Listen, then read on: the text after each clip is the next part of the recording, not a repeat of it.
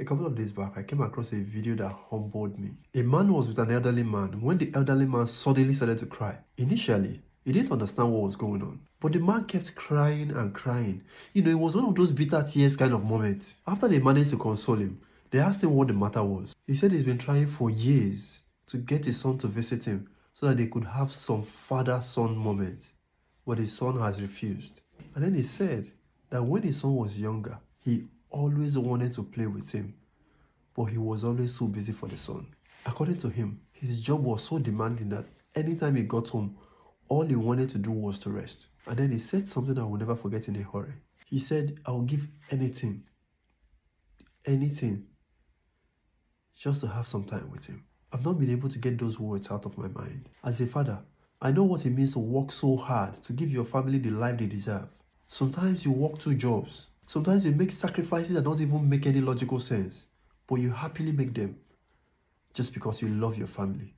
But in the process of providing for our family, so many of us end up being absent from the moments that matter. So many times, the children just want their daddy, and the wife just wants her husband. They don't want money, even though that's very important. They just want time. They just want to spend family time with the one person they love. But he's still busy chasing goals and bills and deadlines until he slowly becomes a stranger in his own house. Do you know the scary thing about children? They grow up.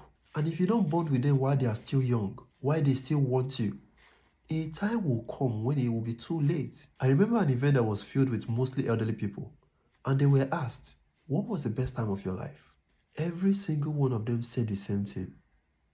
When our children were still living with us. It wasn't when they made the most money, or even when they build amazing businesses. So if your kids are still young, please find time for them. One of the worst mistakes you can ever make as a father is to be alive, and your children are seeking for fatherly love and approval in all the wrong places. You would have thought that by now I would have forgotten how my dad used to play with us. I still remember. I still remember how he used to laugh. I still remember how he used to play and carry us.